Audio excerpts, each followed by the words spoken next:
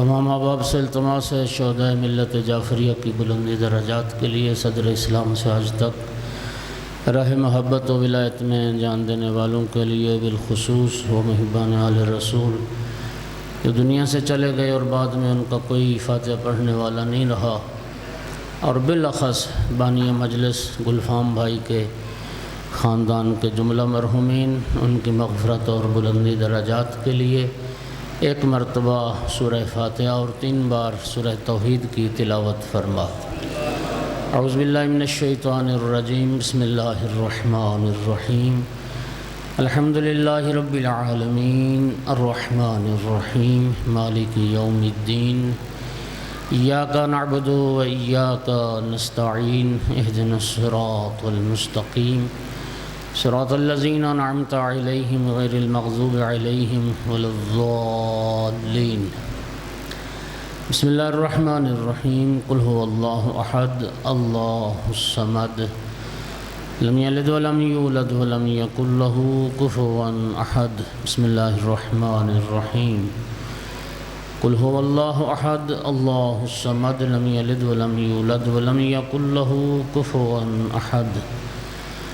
بسم اللہ الرحمن الرحیم، قل هو اللہ احد اللہ الصمد لم یلد ولم یولد ولم یکن له کفوا احد۔ اللہم اغفر للمؤمنین والمؤمنات والمسلمین والمسلمات الاحیاء منہم والاموات، اللہم تابع بیننا وبینہم بالخیرات انکا مجیب الدعوات انکا علی کل شیء قدیر۔ کریم اللہ بحق محمد و آل محمد علیہ السلام بانیان مجلس کی توفیقات خیر میں اضافہ فرما، ان کی سائی کو اپنی بارگاہ میں قبول فرما۔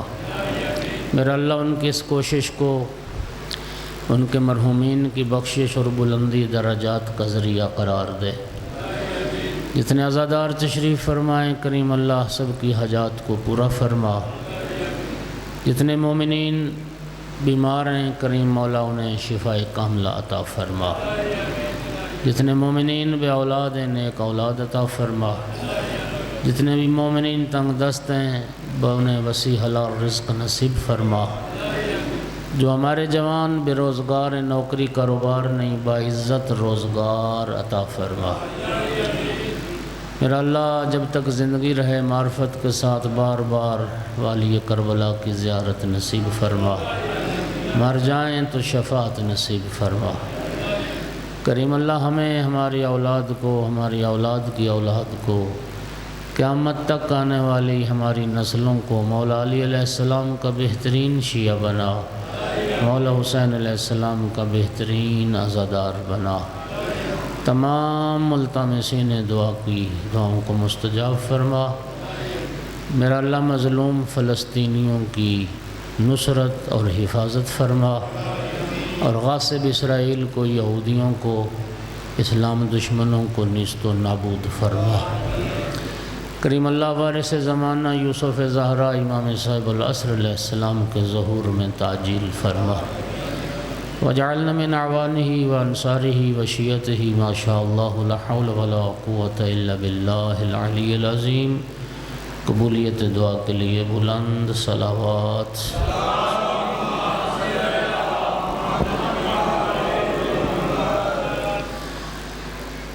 وارث اعزا یوسف زہرا امام صاحب العصر علیہ السلام کے ظہور میں تعجیل کے لیے بھی بلند تر صلوات۔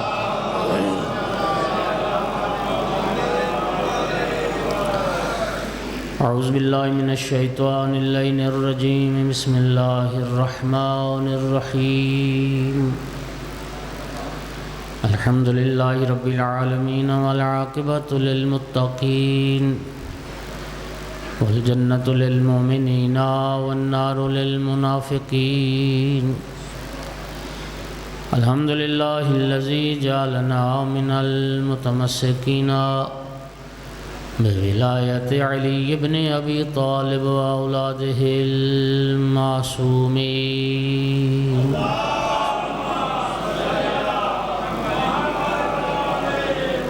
الحمد للہ الذی جعلنا من الباقین علی سید الشہداء وأولاده وصحابه المظلومين. الصلاة والسلام والتحية والإكرام على رسوله الكريم شفيع المذنبين آنس الغريبين ورحمة للعالمين. أعني العبد المؤيد الرسول المسدد المحمود الأحمد المصطفى الأمجد أبا القاسم محمد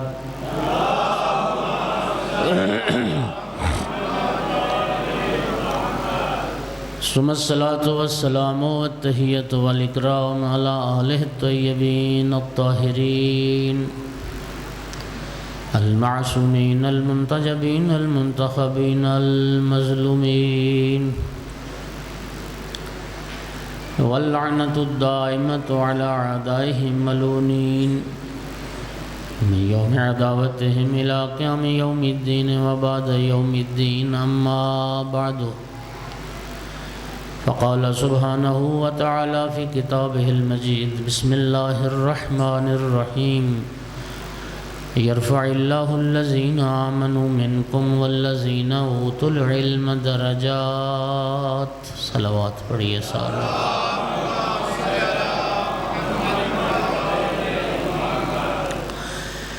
مومنین کرام، میں نے سورہ مبارکہ مجادلہ کی ایک آیت مجیدہ کا ایک ٹکڑا ہے، حصہ ہے چھوٹا سا، جو تلاوت کیا ہے.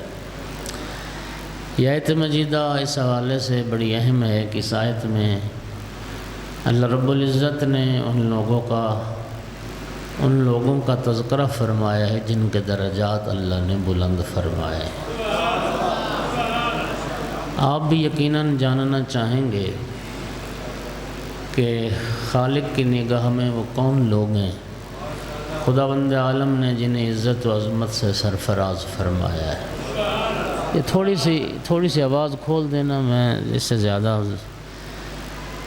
تو سنیے. ارشاد رب العزت: یرفع اللہ الذین آمنوا منکم. اللہ ان لوگوں کے درجات بلند کرتا ہے جو تم میں سے صاحبان ایمان ہیں. والذین اوتوا العلم درجات. اور اللہ ان کے درجات بھی بلند کرتا ہے جنہیں علم عطا کیا گیا ہے. مومنین خالق کی نگاہ میں انسان کی عزت، عظمت، رفعت کا جو معیار ہے وہ مال دنیا نہیں، اور نہ ہی دنیا کی حکومت ہے، نہ دنیا کا اقتدار ہے، نہ کثیر اولاد ہے، نہ مضبوط پارٹی، نہ وسیع خاندان. اللہ رب العزت کی نگاہ میں وہ بندہ صاحب عزت و صاحب عظمت ہے جو مومن بھی ہو اور صاحب علم بھی ہو. ایمان اور علم، یہ دو چیزیں رب کی نگاہ میں انسانی عزت و شرف کا معیار ہیں. توجہ ہو رہی حضرات؟ مومنین کرام، دیہاتی علاقہ میں لوگ جانور خرید کرتے ہیں، اور آپ جانتے ہیں کہ ساری گائے بھینسیں ایک قیمت کی نہیں ہوتی. لوگوں نے جانوروں کے بھی قیمتی ہونے کے معیار بنائے ہوئے ہیں.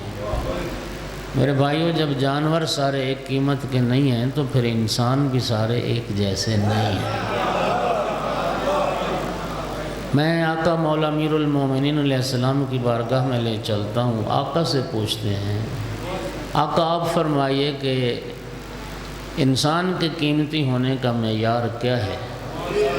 تو مولا امیر المومنین فرماتے ہیں: اکثر الناس قیمتاً اکثرہم علما واقل الناس قیمتاً اقلہم علما. ایمان کے بعد اس انسان کی قدر و قیمت سب سے زیادہ ہے جس کے پاس علم سب سے زیادہ ہے، اور اس انسان کی کوئی قدر و قیمت نہیں ہے جس کے پاس علم نہیں. علم عزت ہے، علم شرف ہے. اور شیعو، آپ خوش نصیب ہو کہ اللہ تعالیٰ نے امام حسین علیہ السلام کے صدقے میں ہمیں مجلس کی صورت میں ایک مکتب عطا کیا جو علم کا ذریعہ ہے. نبی کریم صلی اللہ علیہ وآلہ وسلم نے فرمایا: من خرج من بیتہ لیطلب بابا من العلم فهو سالک علی سبیل الجنہ. آقا فرماتے ہیں جو شخص اس نیت سے گھر سے نکلا کہ چلو آج پھالیہ میں پنڈی کالو میں مجلس ہے، ذکر پاک ہے، چلتے ہیں، کوئی ایک بات علم کی سیکھ کے آتے ہیں، رسول اللہ فرماتے ہیں جو اس نیت سے گھر سے نکلتا ہے وہ پھالیہ کی سڑکوں پر نہیں چل رہا ہوتا، وہ جنت کے راستے پہ چل رہا ہے۔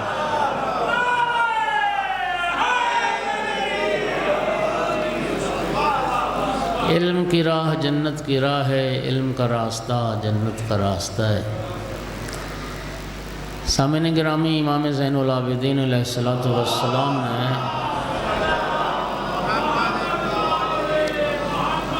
ارشاد فرمایا لو علمتم ما فی طلب العلم لطلبتموہ ولو بفسق المحج وخوض اللجج۔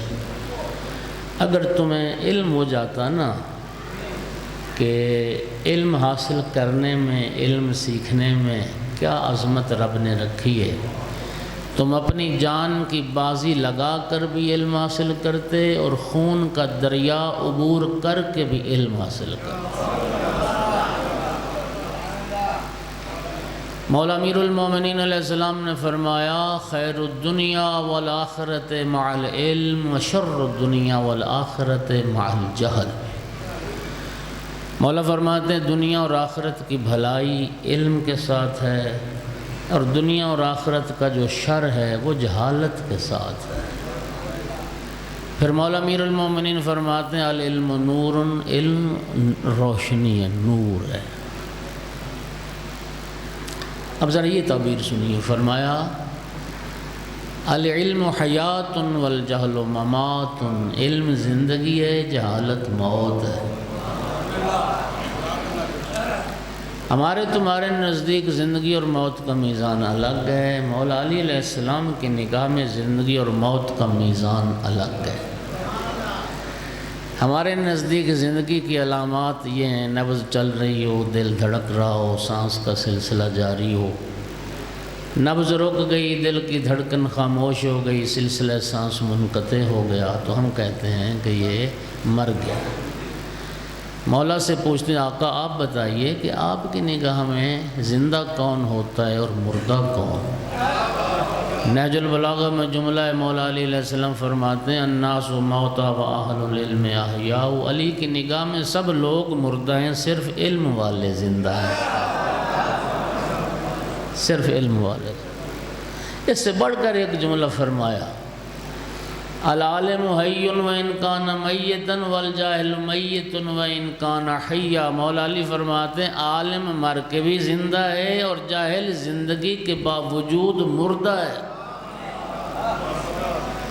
عالم کو مردہ نہ کہنا اور جاہل کو زندہ نہ سمجھنا یہ ایک چلتی پھرتی لاش ہے، اس کے علاوہ اصل حیات علم کی وجہ سے ہے۔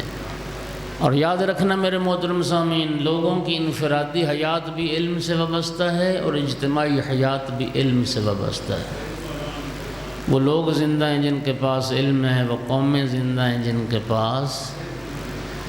ایک خوبصورت سوال اور اس کا جواب، مولا نے فرمایا کہ لوگ علم کی وجہ سے زندہ ہیں، سوال یہ ہے کہ علم کن کی وجہ سے زندہ ہے؟ اس سوال کا جواب مولا امیر المومنین علیہ السلام نے نہج البلاغہ میں عطا فرمایا، سنیے۔ عظمت آل محمد علیہ السلام پر ایک خطبہ ہے مولا امیر المومنین کا، جس میں آل رسول کی عظمت کو بیان کرتے ہوئے دو جملے فرمائے۔ ہم عیش العلم و موت الجہال، فرمایا آل محمد ہیں جو علم کی زندگی ہیں، جہالت کی موت ہے۔ علم دنیا میں آل محمد کی وجہ سے زندہ، اسی لیے امام باقر علیہ السلام نے اپنے دو شاگردوں سے فرمایا تھا شرقا وغربا فلا تجدون علما صحیحا الا ما خرج من عندنا، مشرق سے مغرب تک چلے جاؤ، دنیا کا کونا کونا چھان مارو، علم وہی ہے جو ہمارے گھر سے نکلے، جو ہمارے گھر سے نہ نکلے وہ ضلالت ہے، وہ جہالت ہے، وہ گمراہی ہے۔ معدن علم و حکمت پیغمبر اور آل پیغمبر کا گھرانہ ہے۔ توجہ ہوگی میرے محترم سامعین؟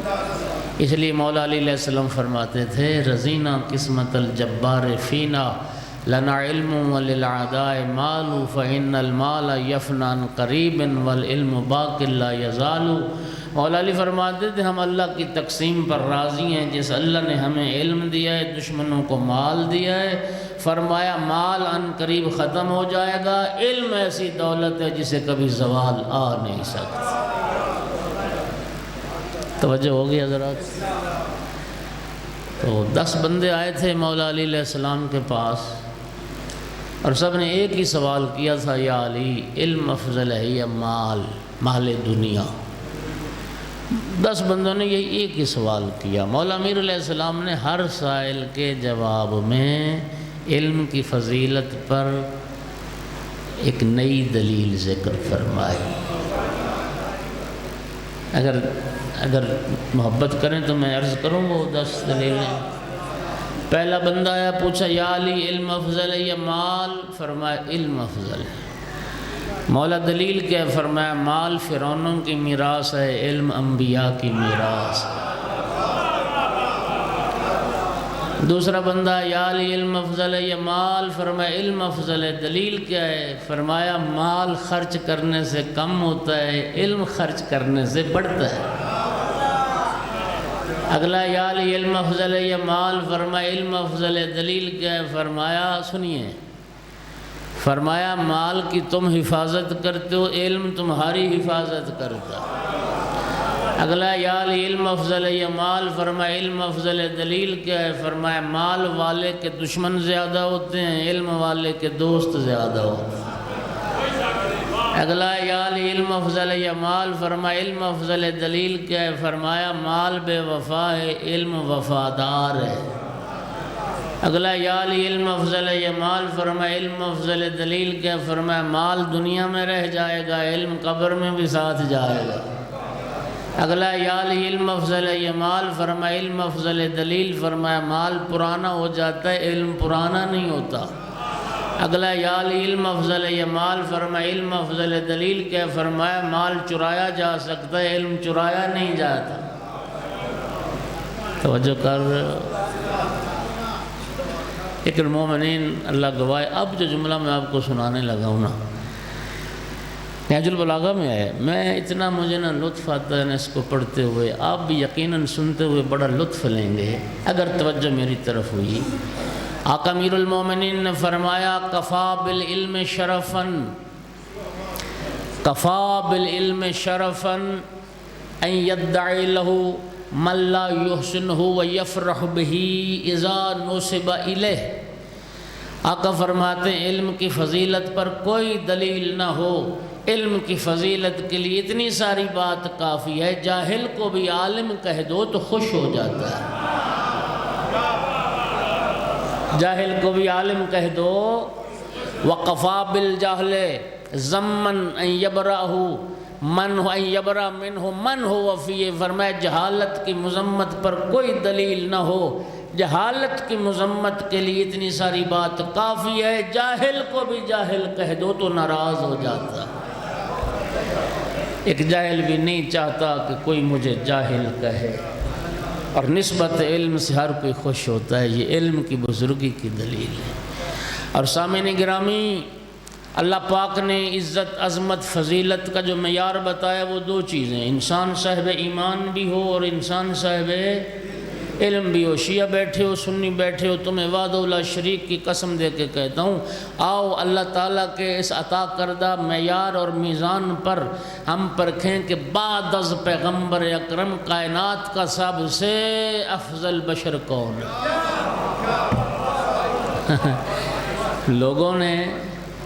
لوگوں نے جو فضیلت کا پیمانہ بنایا ہے نا کہ پیغمبر کے بعد سب سے افضل کون ہے، انہوں نے حکومت اور حکمرانی کو بنایا ہے۔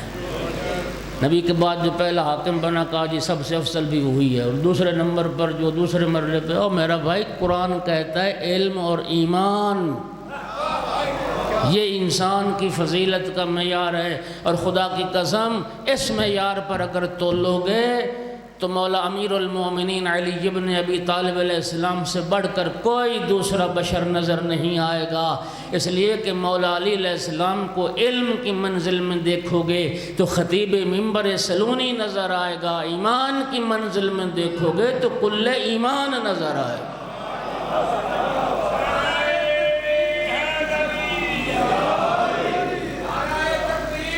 اللہ اکبر یا رسول اللہ۔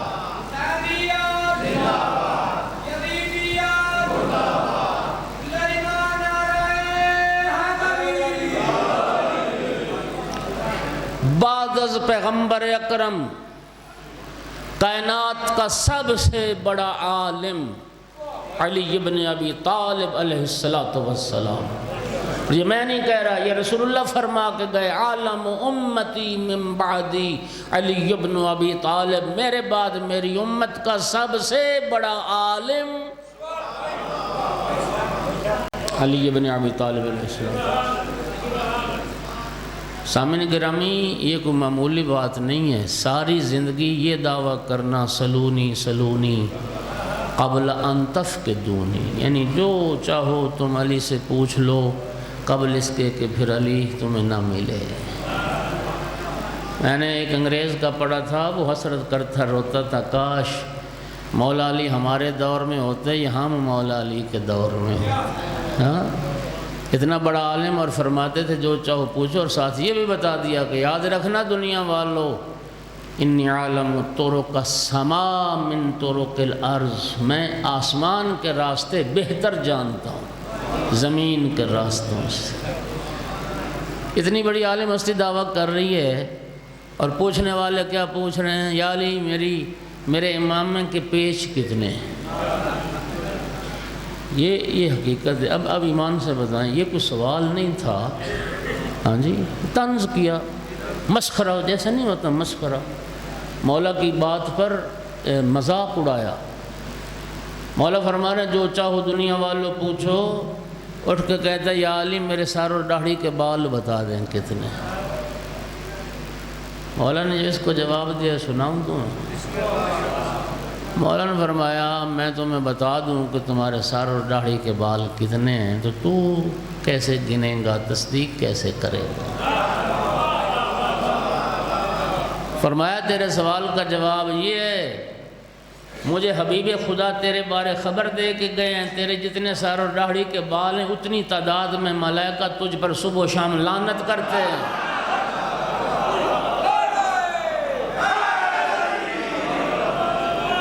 اور جتنے تیری داڑھی کے بال ہیں اتنے شیاطین تجھ پر مسلط ہیں۔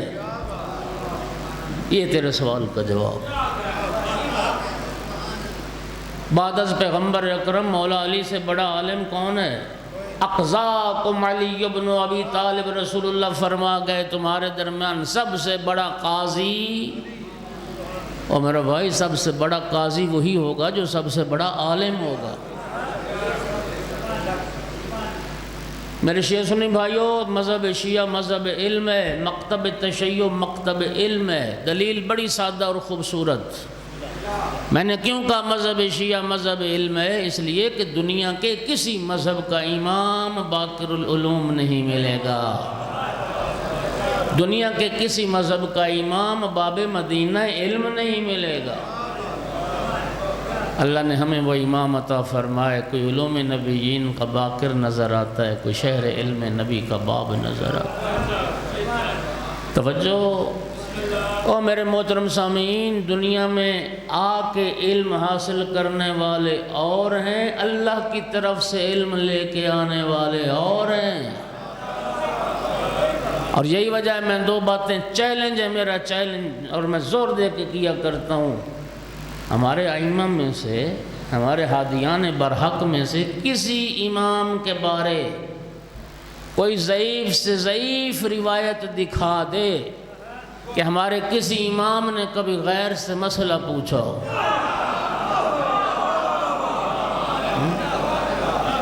نہیں دکھا سکو گے، نہیں دکھا سکو گے، لیکن ہم دکھاتے ہیں۔ دنیا نے جو امام بنائے در بدر کی ٹھوکریں کھا کے آتے تھے مولا علی علیہ السلام کے دروازے۔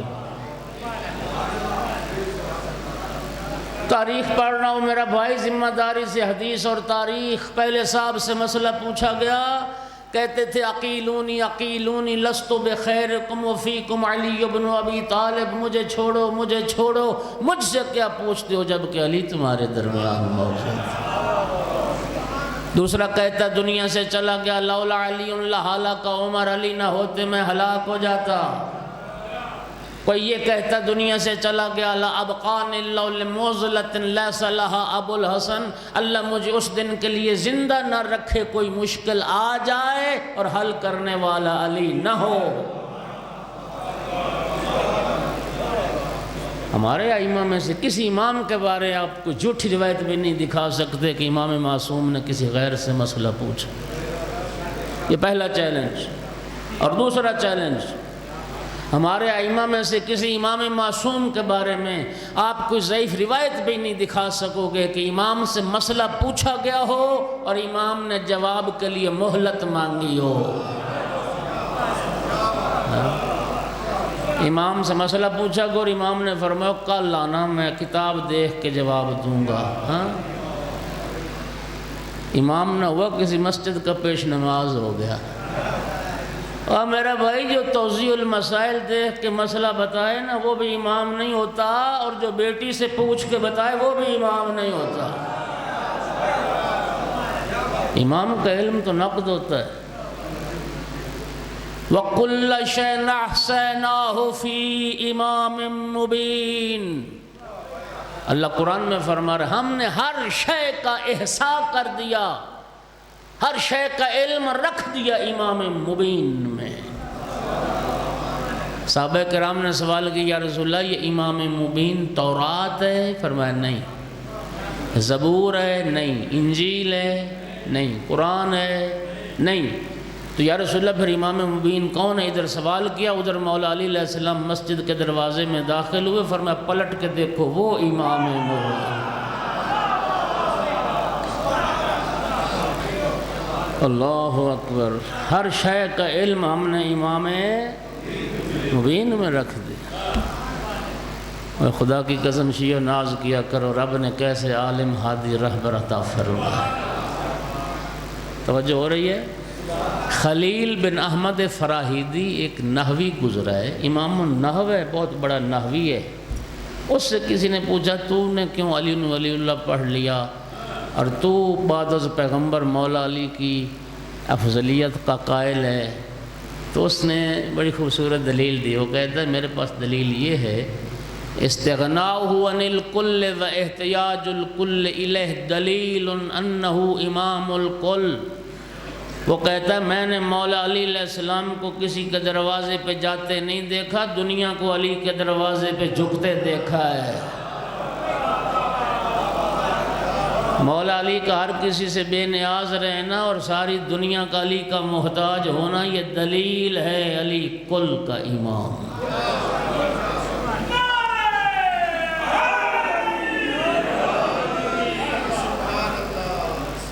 توجہ ہوگی میرے محترم؟ اچھا، اب میں نے علم کا موضوع چھیڑا کیوں؟ ماہ ربیع الاول کی مناسبت سے۔ اس مہینے میں دو معصوم ہادی ہستیاں ایسی تشریف لائیں۔ ہاں جی، وہ کیا، کسی شاعر نے خوبصورت کہا کہ تیرا کرم ہے، تیرا کرم کہ مجھے بھیجا ہے ایسے مکتب میں، تیرا کرم کہ مجھے بھیجا ہے ایسے مکتب میں جہاں رسول بھی صادق امام بھی صادق، جہاں رسول بھی صادق امام بھی صادق۔ اور یہ جو دو ہستیاں اس مہینے میں تشریف لائیں، ان دونوں ہستیوں نے علمی انقلاب پیدا کیا۔ نبی کریم صلی اللہ علیہ وآلہ وسلم کا میلاد کا مہینہ ہے، اور آپ دیکھ رہے ہیں کہ تسلسل سے محافل میلاد جاری و ساری ہیں۔ ہاں جی، جشن منائے جاتے ہیں۔ لیکن میں آج کی اس مجلس میں یہ عرض کرنا چاہ رہا ہوں کہ نبی کریم صلی اللہ علیہ وآلہ وسلم مبعوث برسالت کیوں ہوئے؟ اللہ نے انہیں کیوں رسول بنا کے بھیجا؟ ان کی رسالت کا مقصد کیا تھا؟ مقصد کیا تھا کہ صرف نعتیں پڑھنا؟ وہ علامہ ذیشان حیدر جوادی قبلہ نے لکھتے ہیں کہ افسوس یہ ہے کہ سیرت النبی کے جلسے ہوتے ہیں، لیکن اس سیرت النبی کے جلسے میں بھی بات صورت نبی پر رہتی ہے، سیرت کوئی بات نہیں ہوتی، بس وہی گورا مکھڑا تو زلفاں نے کالیاں۔ وہ مقصد کیا تھا رسول اللہ کے تشریف لانے کا؟ نبی کریم کی دو حدیث پڑھتا ہوں جس میں سرکار نے اپنی بعثت کی غرض کو بیان کیا۔ پہلا آقا ارشاد فرماتے ہیں انما بعثت لاتمم مکارم الاخلاق، فرمایا میں اخلاق کی تکمیل کے لیے بھیجا گیا ہوں، میں بد اخلاق لوگوں کو با اخلاق بنانے آیا۔ اور آپ کیا سمجھیں دین اسلام کی جو پھیلا ہے، عرب کے لوگ بڑے کینہ شتر تو ایک محاورہ ہے نا، کینہ شتر جہاں کی گوشت کھاتے تھے نا اونٹوں کا، تو اونٹ کا کینہ بڑا مشہور ہے، تو ان میں بھی کینہ ہوتا تھا، عربوں میں بھی اتنے متعصب، اتنے ضدی، اتنے جاہل۔ قرآن کہتا ہے وَإِن كَانُوا مِن قَبْلُ لَفِي ضَلَالٍ مُبِينٍ۔ اللہ جانتا ہے ہمارا معاشرہ جو ہے نا، اگرچہ جہالت کوٹ کے بھری ہوئی ہے، لیکن اتنے جاہل نہیں جتنے وہ بدبخت جاہل تھے، جتنے وہ ضدی تھے، جتنے وہ بد تہذیب تھے، جتنے وہ بدتمیز تھے۔ قرآن جس معاشرے کو ضلال مبین کے لفظوں سے یاد کرے، قرآن جس معاشرے کو کھلی گمراہی کہے، وہ کتنی بڑی گمراہی ہوگی۔ اور یہ سورہ جمعہ کی جو ابتدائی آیات ہیں، مفسرین نے لکھا ہے کہ نبی کریم هو الذی بعث فی الامیین رسولا منہم، اللہ تعالیٰ نے نبی پاک کو مکہ والوں میں بھیجا ہے۔ توجہ کیجئے، اچھا ایک جملے پہ غور کیجئے، اللہ تعالیٰ نے نبی کریم کو مکہ والوں میں بھیجا ہے، لیکن صرف مکہ والوں کے لیے نہیں بھیجا ہے۔ آقا آئے تو مکہ میں تھے، لیکن صرف مکہ والوں کے لیے نہیں آئے تھے۔ وَمَا أَرْسَلْنَاكَ إِلَّا رَحْمَةً لِّلْعَالَمِينَ، آئے عالمین کے لیے رحمت بن کر تھے، عالمین کے لیے رسول بن کر تھے۔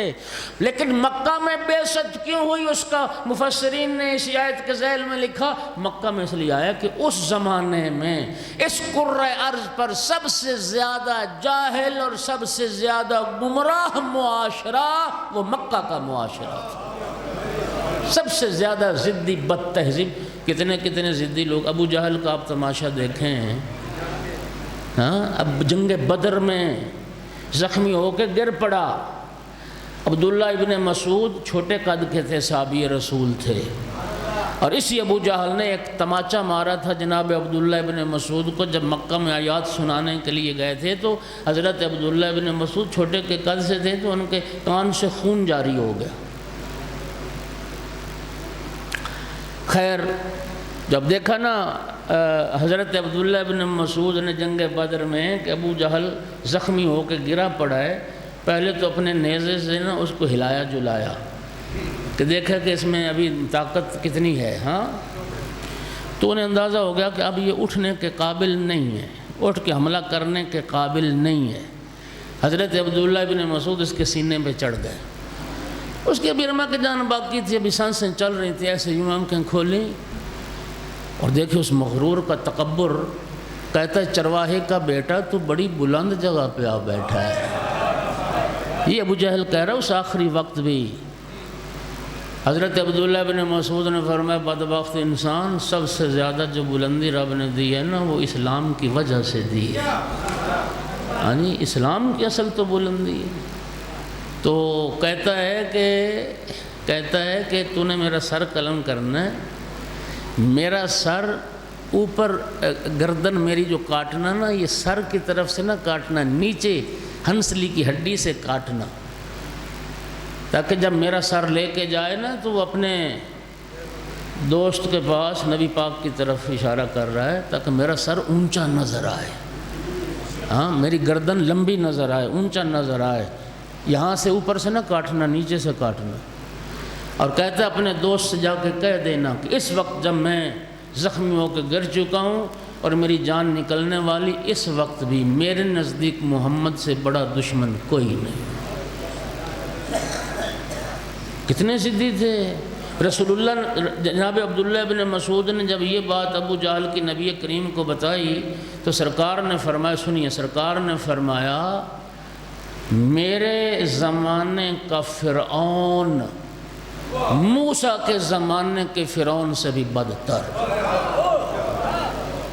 جو حضرت موسیٰ کے زمانے کا فرعون تھا نا، جب دریائے نیل میں غرق ہونے لگا تھا تو اس نے کہا تھا میں رب موسیٰ پر ایمان لاتا ہوں، اور میرے زمانے کا جو فرعون ہے آخری وقت تک اس کے تمرد و سرکشی، اس کے غرور اور اس کے تکبر میں ذرا برابر بھی کمی نہیں آئی۔ تو یہ بڑے بد تھے۔ سامعین گرامی، پھر وہی عرب والے جنہوں نے نبی کریم کو دکھ دیے، تکلیفیں دیں، پتھر مارے، کانٹے بچھائے، اوجھڑیاں ڈالیں، گند پھینکا، شاعر کہا، مجنون کہا، پاگل کہا، یار اس سے بڑی توہین کیا ہو سکتی ہے؟ جسمانی اذیت بھی پہنچائی، روحانی اذیت بھی پہنچائی۔ شیعہ سنی بھائیو، آپ شرفاء ذرا سوچو، اگر آپ کو مجھے کوئی پاگل کہہ دے، کیا گزرے میرے دل پر؟ وہ ہستی جو عقل کل تھی اور کل عقل تھی، رسول اللہ کو مجنون کہا، دیوانہ کہا۔ خدا لعنت کرے ہر اس بندے پر جس نے نبی کے دماغ پر اعتراض کیا ہے۔ دیوانہ کہا، کون سے سرکار کی روح کو بھی زخمی کیا، اور پھر زیادہ عرصہ نہیں گزرا۔ توجہ کیجئے، اعلان رسالت کے بعد زیادہ عرصہ نہیں گزرا، 8 ہجری میں مکہ فتح ہوا، اور ادھر مکہ فتح ہوتا گیا، 20 سال نہیں ہوئے، اور رب فرما رہا ہے وَيَدْخُلُونَ فِي دِينِ اللَّهِ أَفْوَاجًا۔ پھر وہی کافر، وہی مشرک، فوج در فوج، گروہ در گروہ، پورے کا پورا خاندان، پورے کا قبیلہ، پورے کا پورا قبیلہ آ کے نبی کریم کا کلمہ پڑھ رہا تھا اور اسلام میں داخل ہو رہا۔ اور یہ جو ساری ترقی تھی وہ کس وجہ سے تھی؟ اللہ نے بیان فرمایا لو کنت فظا غلیظ القلب لانفضوا من حولک۔ محبوب، اگر آپ بھی سخت مزاج ہوتے، سخت دل کے ہوتے، یہ لوگ کبھی آپ کے قریب نہ آتے۔ یہ آپ کا اخلاق تھا، یہ آپ کی محبت تھی، یہ دل کی نرمی تھی جس نے ان بدموں کو کلمہ پڑھانے پہ مجبور کر دیا، پڑھنے پہ مجبور کر دیا۔ اس لیے تو اللہ نے فرمایا انک لعلی خلق عظیم۔ نبی کریم اخلاق کی تکمیل کے لیے آئے، بد اخلاق لوگوں کو با اخلاق، بد کردار لوگوں کو با کردار بنانے کے لیے آئے۔ توجہ کیجئے ذرا، نبی پاک نے نا اپنے اخلاق سے اعلان رسالت سے پہلے اپنی صداقت کا کلمہ بھی پڑھوا لیا تھا، اپنی امانت کا کلمہ بھی پڑھوا لیا۔ اس زمانے میں بھی نبی کریم کے پاس امانتیں رکھتے تھے، ابھی آقا نے اعلان نہیں کیا تھا۔ بولو، اور آج ہمارے اخلاقیات کی دریں 1400 سال کے بعد کلمہ رسول کا پڑھتے ہیں، اور ہمارے اخلاقیات کی دریں خدا کی قسم ہم تو حلال حرام کی تمیز بھی ختم کر بیٹھے۔ بولو ذرا، ہم جھوٹ بولتے ہیں یا نہیں؟ بولتے ہیں، جھڑل لینا، بالکل ٹھیک فرما رہے ہیں۔ خدا جانتا ہے میں کیا کرتا ہوں ہماری جرت دیکھیے، یہ جانتے ہوئے کہ قرآن میں اللہ نے جھوٹوں پر لعنت کی ہے، اس کے باوجود کہ اللہ کی لعنت کو جانتے ہیں پھر بھی جھوٹ بولتے ہیں۔ یار ہم سے تو وہ نجران کے عیسائی اچھے تھے، مبالغہ کے لیے آئے تھے، اللہ کی لعنت ہونی تھی ان پر اگر مبالغہ کر لیتے۔ انہوں نے کہا یا رسول اللہ جزیہ دیں گے، ہم مبالغہ نہیں کرتے، آپ کو سچا مانتے ہیں، ہم جزیہ دینے کے لیے تیار ہیں۔ وہ مبالغہ نہ کیا، اللہ کی لعنت سے بچ گئے، اور ہم جانتے ہوئے کہ جھوٹوں پہ رب کی لعنت ہے جھوٹ بولتے ہیں۔ گھر میں جھوٹ، دوستوں سے جھوٹ، دفتر میں جھوٹ، بیوی بچوں سے جھوٹ، دکان پہ جھوٹ جھوٹ جھوٹ جھوٹ، اور پھر یہ کہنا کہ میں نبی صادق اور امام صادق کا ماننے والا ہوں۔ یہ ہماری اخلاقیات ہیں۔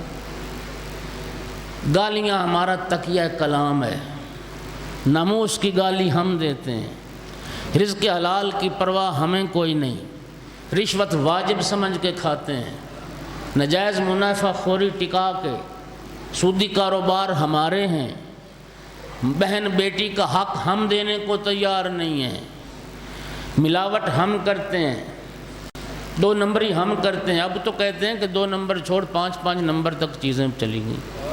آج کے اخبار میں آیا ہوا تھا 30,000 فیکٹری پکڑی گئی جہاں جعلی دوائیاں بنتی ہیں۔ 30,000 فیکٹری پاکستان میں جہاں جعلی دوائیاں بنتی ہیں۔ جن لوگوں کے عزیز و اقارب باہر ہیں وہ باہر سے دوائیاں کیوں منگواتے ہیں؟ اس لیے منگواتے ہیں۔ اور وہ جو جعلی فیکٹریاں پکڑی گئی ہیں اس میں پتہ نہیں کتنی فیکٹریاں یہ ایم این ایز اور ایم پی ایز اور یہ جو سینیٹرز اور یہ جو حکومتی طبقہ ہے نا ان کی ہیں۔ ہم مسلمان ہیں۔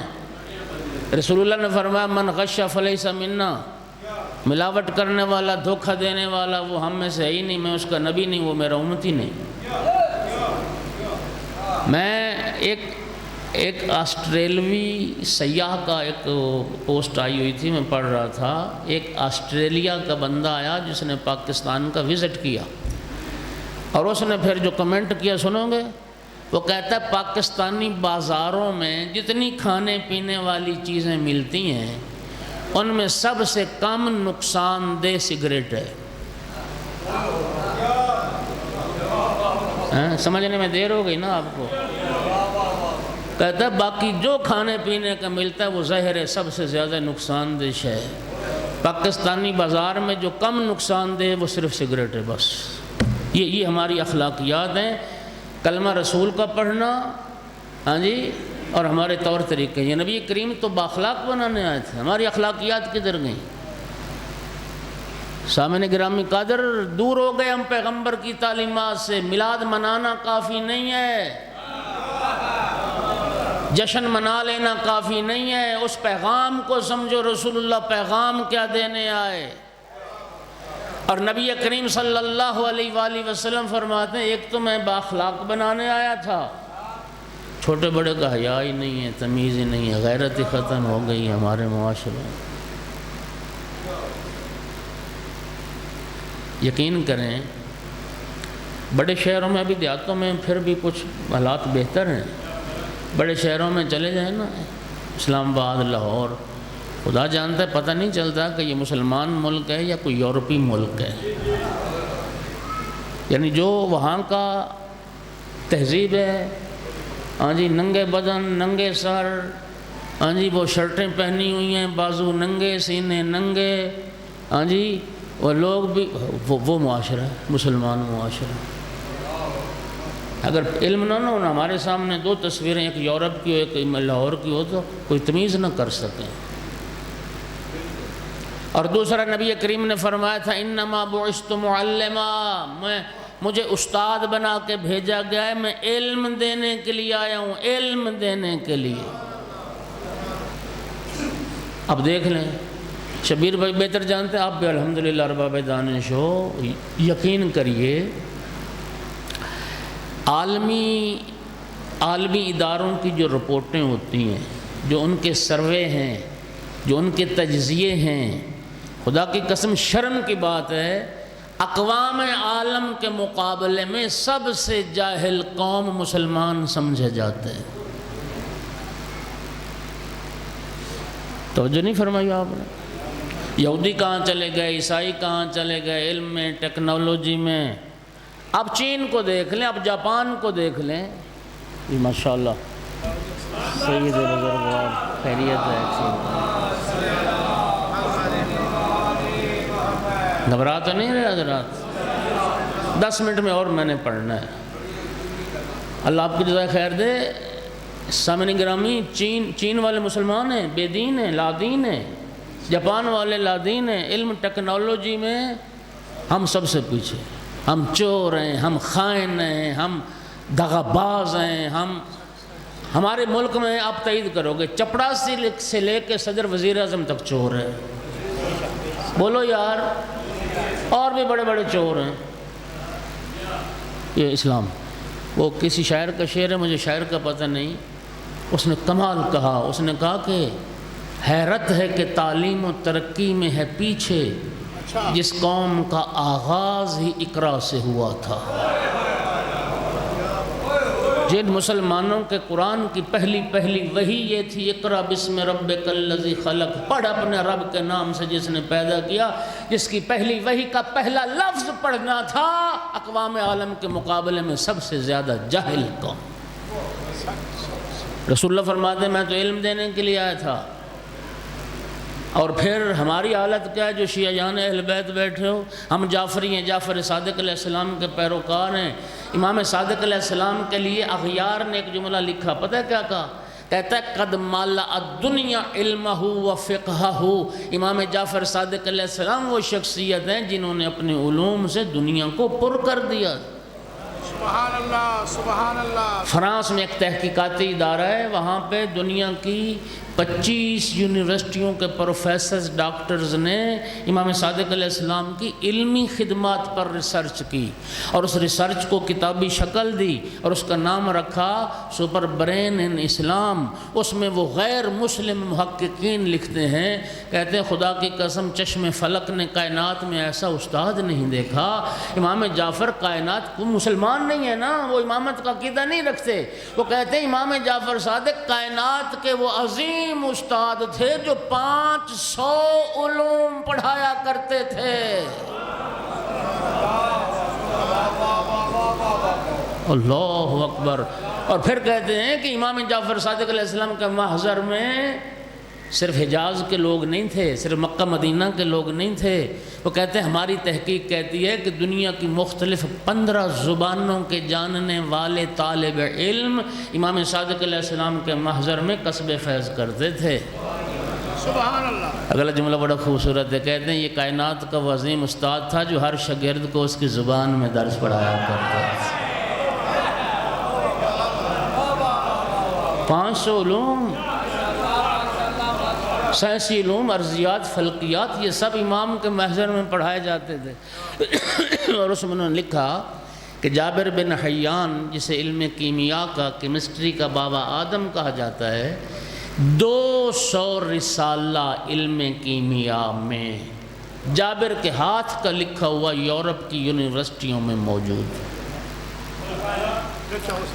اقبال نے کہا، اقبال نے اسی چیز کی طرف اشارہ کرتے ہوئے شاعر مشرق کہتا ہے مگر وہ علم کے موتی کتابیں اپنے آبا کی، انہیں دیکھوں جو یورپ میں تو دل ہوتا ہے سی پارا۔ میرا دل ٹکڑے ٹکڑے ہوتا ہے جب میں اپنے بزرگوں کی علمی میراث کو یورپ کی یونیورسٹیوں میں دیکھتا ہوں۔ او شیعو، خدا کے لیے اب کنٹرول کرو اپنے بچوں کو۔ سارے وسائل خرچ کر کے، سارے وسائل، اپنے بچوں کو اعلیٰ ترین تعلیم دلواؤ۔ ملکی یونیورسٹیاں، غیر ملکی یونیورسٹیاں، ان میں ان بچوں کو ہونا چاہیے جو مکتب امام صادق علیہ السلام کے پیروکار ہیں، جو مکتب اہل بیت کے پیروکار ہیں۔ ہمارے ہادیان برحق، ہمارے ائمہ عالم تھے، اور ہمارے ہادیان برحق نے علم کے تحصیل پر زور دیا۔ نبی کریم سے کسی نے پوچھا تھا یا رسول اللہ، کوئی بندہ مر رہا ہو، روح نکلنے والی ہو، ایسی حالت میں اس کو کیا کرنا چاہیے؟ فرمایا علم حاصل کرنا چاہیے۔ فرمایا کیا کرنا چاہیے؟ علم حاصل کرنا چاہیے۔ اور یہ سامعین گرامی، امام جعفر صادق علیہ السلام جو بات اپنے جد کے منبر پر بیٹھ کر فرماتے تھے، دنیا کے کسی مذہب کا امام وہ بات نہیں کر سکا۔ امام صادق علیہ السلام فرماتے تھے ایھا الناس حدیثی حدیث ابی و حدیث ابی حدیث جدی و حدیث جدی حدیث الحسن و حدیث الحسین و حدیث الحسین حدیث الحسن و حدیث الحسن حدیث امیر المومنین و حدیث امیر المومنین حدیث رسول اللہ و حدیث رسول اللہ قول اللہ عز و جل۔ مولا صادق فرماتے ہیں لوگوں، میری حدیث میری نہیں، میرے بابا کی حدیث ہے، ان کی حدیث میرے دادا کی حدیث ہے، ان کی حدیث امام حسین علیہ السلام کی حدیث ہے، ان کی حدیث امام حسن علیہ السلام کی حدیث ہے، ان کی حدیث امیر المومنین علیہ السلام کی حدیث ہے، ان کی حدیث رسول اللہ صلی اللہ علیہ وآلہ وسلم کی حدیث ہے، اور جو رسول کی حدیث ہے وہ اللہ کا فرمان ہے۔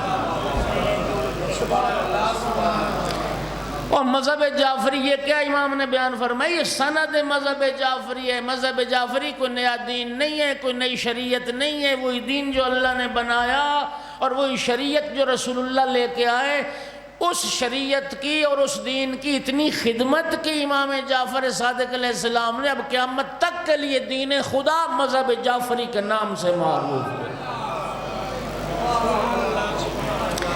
کسی فارسی شاعر نے کیا خوب کہا تھا، جعفری باش در خدا خواہی ورنہ در ہر طریق گمراہی۔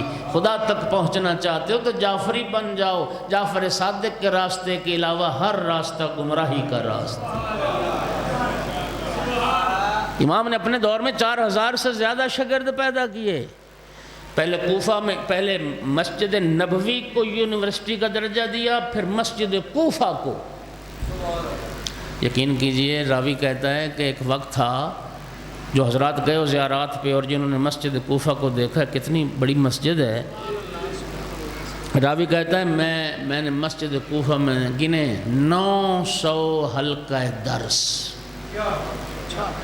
حلقہ درس کا معنی کیا کہ 900 استاد کچھ ادھر بیٹھے بچوں کو پڑھا رہا ہے، ایک ادھر بیٹھا پڑھا رہا ہے، ایک ادھر بیٹھا پڑھا رہا ہے۔ 900 حلقہ درس میں نے مسجد کوفہ میں دیکھا، اور میں گشت کر رہا تھا، ادھر چکر لگا رہا تھا، میں جس استاد کے پاس سے گزرتا میرے کانوں میں آواز آتی وَلَقَدْ سَمِعْتُ جعفر ابن محمد وَلَقَدْ سَمِعْتُ جعفر ابن محمد۔ ہر استاد یہ کہہ کر شاگردوں کو پڑھا رہا تھا، میں نے جعفر صادق سے یہ سنا، میں نے جعفر صادق سے یہ سنا، میں نے جعفر صادق سے۔ اور دنیا سمٹ کے آ رہی تھی۔ جب محضر امام صادق علیہ السلام نے تو منصور دوانکی کو خطرہ لاحق ہوا کہ جس طرح دنیا آل محمد کی طرف توجہ کر رہی ہے، یہ ہمارے خلاف انقلاب ہی نہ پیدا کر دیں۔ خطرہ ظالم کو ہمیشہ رہتا ہے۔ نعمان بن ثابت سے کہا منصور دوانکی نے کہ تو ایسا کر، کوئی مشکل فقہی سوال تیار کر اور امام جعفر صادق کو لاجواب کر دکھا، تجھے بڑا انعام دیا جائے۔ نعمان کو تو جانتے ہو، آقا عراق گئے ہوئے تھے، دربار لگا، منصور دوانکی بیٹھا، نعمان بیٹھا، امام علیہ السلام تشریف لائے تو ایک مکھی، یہ جو گندی مکھی ہے نا، یہ آ کے نا اس کی ناک پہ بیٹھ، منصور دوانکی کی ناک پہ بیٹھ گئی۔ اس نے اڑایا، وہ پھر اس کے منہ پہ آ کے بیٹھ جاتی، وہ پھر اڑاتا، وہ پھر بیٹھ جاتی۔ اب بادشاہ کو مکھی تنگ کر رہی ہے اور سارا دربار منصور دوانکی کی طرف دیکھ رہا ہے، شرمندہ ہو گیا۔ اور اپنی شرمندگی ٹالنے کے لیے امام صادق علیہ السلام سے سوال کرتا ہے، فرزند رسول یہ بتائیے اللہ نے مکھی کو کیوں پیدا کیا؟ فرمایا متکبر کو ذلیل کرنے کے لیے۔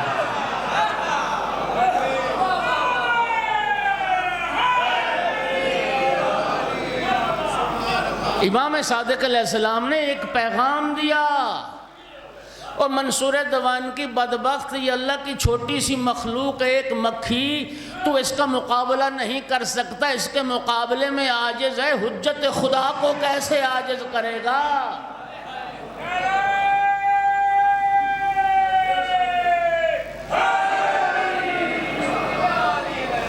علم اور علماء کے دامن سے وابستہ رہو، علم اور علماء سے دوری اختیار نہ کرو۔ امام صادق فرماتے ہیں ورنہ تم ہلاک ہو جاؤ گے۔ مال دنیا کی کوئی حیثیت نہیں ہے، نہ خدا کی نگاہ میں، نہ محمد والے محمد کی نگاہ میں۔ بس بھائی آ گئے انشاءاللہ، ان کی شہرتی مصائب ہے۔ میں بس ایک جملہ ذکر مصیبت کا عرض کروں گا۔ جنگ خیبر آپ جانتے ہیں یہودیوں کے ساتھ جنگ تھی، اور خیبر میں جو یہودی رہتے تھے ان کا سردار تھا حیی بن اخطب۔ یہ مرہ بنتر حارث یہودی جو بڑے بڑے پہلوان تھے، یہ سارے مولا علی علیہ السلام کے ہاتھوں واصل جہنم ہوئے۔ اور یہ مرہ بنتر حارث اسی حیی بن اخطب کے بیٹے تھے، بھتیجے تھے۔ صرف یہ 3 نہیں مارے گئے، 950 یہودی خیبر میں قتل ہوا، 950 یہودی۔ امیر المومنین علیہ السلام نے خیبر کو فتح کیا، پہلوان سارے مارے گئے، جو باقی بچ گئے انہوں نے ہتھیار پھینک دیے۔ یہودی عورتیں قید کر لی گئیں، کنیزیں بنا لی گئیں۔ ان میں یہ حیی بن اخطب کی بیٹی صفیہ بھی تھی جو بعد میں ام المومنین صفیہ بنی۔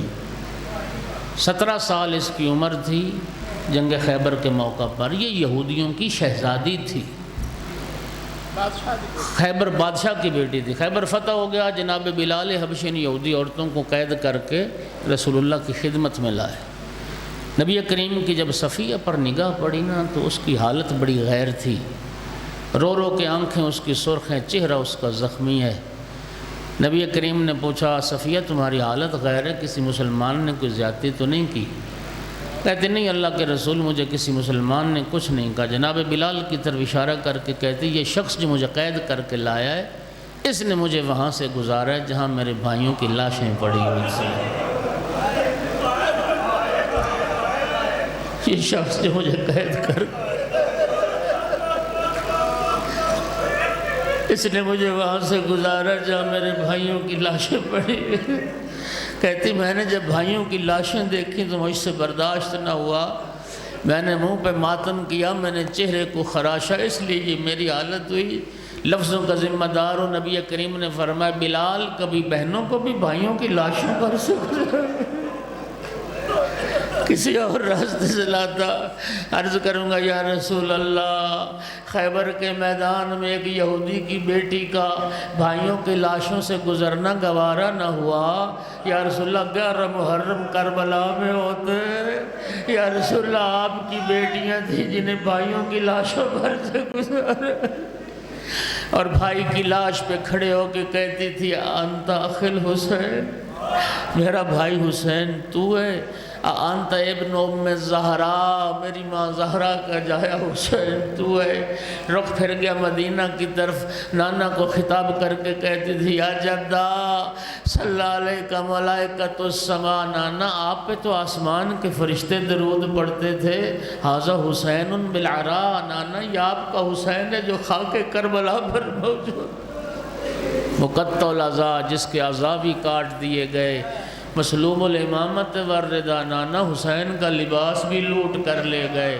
ایک جملہ کہا یا جدہ ذریتوں کا مقتلہ و نسلوں کا ضائع، نانا آپ کی ذریت کو قتل کر دیا گیا، آپ کی نسل کو برباد کر دیا گیا۔ پھر ایک درد بھرا جملہ کہا یا جدہ بناتوں کا سبایا، نانا دیکھ تیری بیٹیوں کو قیدی بنا لیا گیا، تیری بیٹیوں کے ہاتھوں میں رسم پہنا دیے گئے۔